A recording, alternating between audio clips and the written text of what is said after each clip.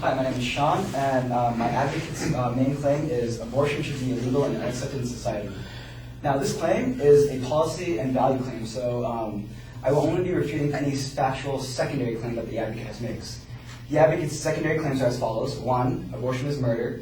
2, abortion damages the woman. And 3, history has shown that legalized abortion can lead to huge political problems. In regards to the advocate's first claim, which was abortion is murder, this is a value claim and will therefore be dismissed due to the fact that it does not pertain to the argument in a factual way. And now on to the second supporting claim, which was abortion damages the woman. The advocate states the following: 57% of pregnancies following an abortion resulted in term delivery. Miscarriage rates following an abortion was 2.2 times higher than normal, and infertility occurred in 20% of patients who had an abortion, and 10 times as many second trimester miscarriages in pregnancies following abortions. These were done in a study in Prague, as the advocate stated, and these statistics that the advocate used are severely outdated by at least 30 years. As of today, reports from Planned Parenthood state that abortions are extremely safe with today's new medical progressions and advances, and with only rare risks that are present after having an abortion. And some of these risks include an allergic reaction, blood clots in the uterus, or an infection. But even if these risks were to happen, these above risks are easily treated with other medication or another kind of treatment. And also, the advocate stated that miscarriages would cause harm to the woman if that were to be inferred from his statistics used. This is false. A medical journal article titled "A 1-Year Longitudinal Study of Psychological Morbidity After Miscarriage" states, physically, after a woman has a miscarriage, they can quickly recover from it because the most common symptom of having a miscarriage is just bleeding, which is associated with having a period. And psychologically, on the other hand, if there was any damage at all, it would usually just be grief and associated with loss. This too can be recovered from over a period of time. The advocate talks about how abortion method of dilation curative damage the walls of the uterus. Once again, these sources are outdated, and as stated earlier, the risks that come with today's abortions are really rare. The advocate also states that post-abortal pain syndrome, which is considered by many scientists as post-traumatic stress disorder, is emotionally detrimental to the woman. Who are these many scientists? The advocate did not give any backing or credibility to validate that statement. In fact, Dr. Vanessa Collins, a board-certified obstetrician and gynecologist, answers the question during a Q&A session, "Is having an abortion emotionally, psychologically dangerous?" Her reply was, "No, most women feel relief after an abortion. Serious emotional problems after abortion are much less likely than they are after giving birth." But anti-choice extremists make false claims about this. They want people to believe that most women who choose abortion suffer severe and long-lasting emotional trauma. This is not true.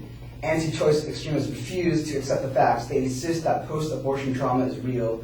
They hope that such terms will frighten women away from choosing abortion, but neither the American Psychological Association nor the American Psychiatric Association recognizes the existence of such a phenomena, because there's no such thing. And another question that was answered was, is abortion ever really necessary to save a woman's life? Her reply is yes. There are a variety of health conditions in which abortion may become critical to protect a woman's life.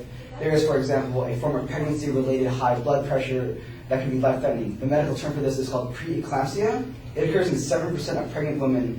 If it is untreated or doesn't respond to treatment, it can lead to convulsions, failure of various organ systems, coma, or death. Abortion may be the only way to save the woman's life. Certain other conditions such as severe diabetes, heart disease, or trauma from car accidents may also require abortion to save a woman's life. Termination of pregnancy is also essential to save the life of a woman with an ectopic or tubal pregnancy. And that's when a pregnancy happens in the fallopian tubes of a woman that could kill her. And onto the advocate's final supporting claim, which was history has shown that legalized abortion can lead to huge political problems. The advocate did not discuss this in his speech, so it will not be discussed in his reputation. And in conclusion, I hope you all agree with me that that the statement "abortion damages women" is false. Thank you for your time.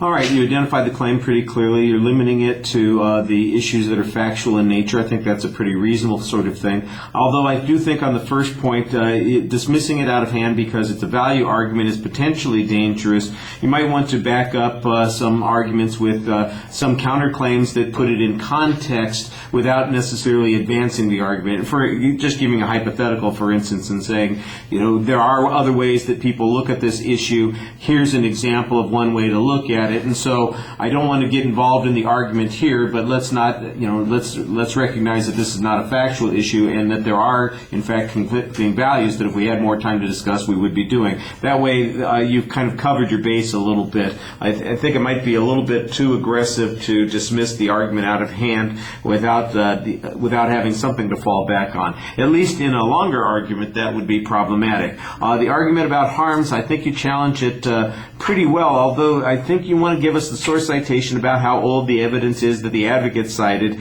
and then you have good contrasting information about the relative safety of abortions now. I thought that was developed pretty well.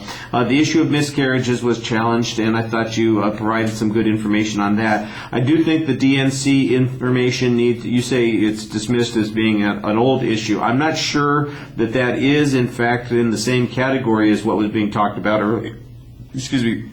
As was being talked about earlier, and so you might want to spend a little bit more time on that. On the emotional issue, I think you may have good evidence on this point, but the evidence that you present, I think, ends up politicizing the argument so much more than addressing the issue of the emotional benefits. It basically comes down to, well, those right-wing nut jobs will say anything instead of telling us why the American Medical Association, the American Psychological Association don't recognize this as an illness. There aren't any studies that produce this particular point, and instead of making it a political polemic, I think you'd have a stronger argument there. The issue about life-threatening issues, for instance, comes right back at you the same way because it's so full of hypotheticals and ifs and supposings and circumstances that I think that if we were having this contrasting argument, you would be subject to the special pleading challenge that's being made. Well, wait a second, he makes this whole argument about all these emotional kinds of things, and then he turns right around and makes the same kind of argument himself with these sorts of issues, and I think that that's a little bit problematic. I thought your internal signposting was pretty good, and you did a nice job speaking to the audience. All right, thank you all very much. I appreciate your being here, ready to go.